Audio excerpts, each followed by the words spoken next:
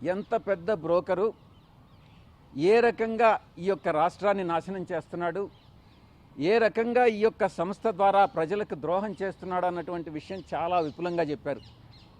ఈరోజు పవన్ కళ్యాణ్ గారిని ఆయన్ని సముదాయించేదానికోసంగానే ఈ యొక్క రైస్ ఏదో ఎక్స్పోర్ట్ అవుతుంది అన్నటువంటి నెపంతో ఈ యొక్క కాకినాడ సీపోర్ట్ అన్న దాని మీద కన్నేసి చంద్రబాబు నాయుడు ఈరోజు ఎలాగైనా తిరిగి దాన్ని తన బినామీగా కేవీ రావుకి తిరిగి అప్పగించాలన్నటువంటిదే ఒకే ధ్యేయంగా ఈరోజు చంద్రబాబు నాయుడు ముందుకు సాగుతూ ఉన్నాడు.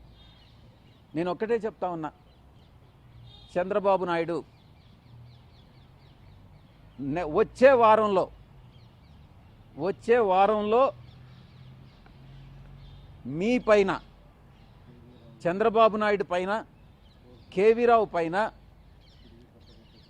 హైకోర్టులో డిఫమేషన్ కేసు నాకెక్కడైతే నా మీద ఎక్కడైతే ఒక పార్లమెంటు సభ్యుడిగా ఈరోజు నేను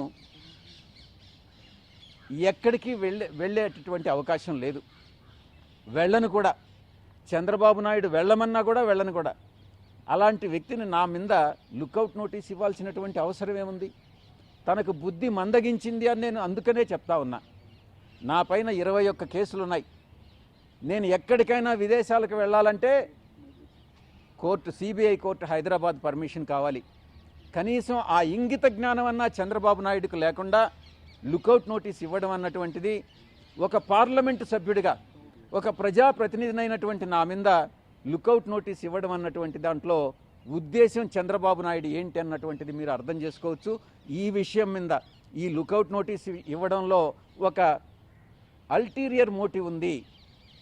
ఈ యొక్క దాన్ని నా యొక్క ఇమేజ్ని, నా యొక్క రెప్యుటేషన్ని దెబ్బతీసేదానికోసంగా ఇది జరిగింది అన్నటువంటి విషయాన్ని దృష్టిలో పెట్టుకొని అటు చంద్రబాబు నాయుడిని, అటు తప్పుడు కంప్లైంట్ ఇచ్చిన దానికోసంగా ఇటు కేవీ రావు ఇద్దరి మీద కూడా నేను కోర్టులో దావా వేస్తున్నాను అన్నటువంటి విషయాన్ని మీకు తెలియజేస్తా ఉన్నా. ఈ యొక్క కేసు పెట్టారు కాబట్టి ఎఫ్ఐఆర్ ఛార్జ్షీట్ ఫైల్ చేసిన తర్వాత అంతా కూడా కంప్లీట్ అయిన తర్వాత, మేము నిర్దోషులుగా బయటపడిన తర్వాత చంద్రబాబు నాయుడు పైన మెలేసియస్ ప్రాసిక్యూషన్ కింద చంద్రబాబు నాయుడు మీద కేసు పెట్టి అతన్ని అప్రాప్రియేట్గా లీగల్ రెమెడీస్ అన్నీ కూడా తీసుకుంటాము అన్నటువంటి విషయాన్ని కూడా నేను తెలియజేసుకుంటా ఉన్నాను. పవన్ కళ్యాణ్ సహకరిస్తున్నాడు సార్ చంద్రబాబు కుట్రలకి? అప్పట్లో కేవీ రావు తిట్టాడు, మళ్ళీ ఇప్పుడు ఒక రకంగా చెప్పాలనంటే వాళ్ళ ముగ్గురులో చంద్రబాబు నాయుడు, నారా లోకేష్, పవన్ కళ్యాణ్ ముగ్గురులో బహుశా ఆ ముగ్గురులో పవన్ కళ్యాణ్ బెటర్ లీడర్ అవుతాడేమోనని నా ఉద్దేశం. Thank you very much.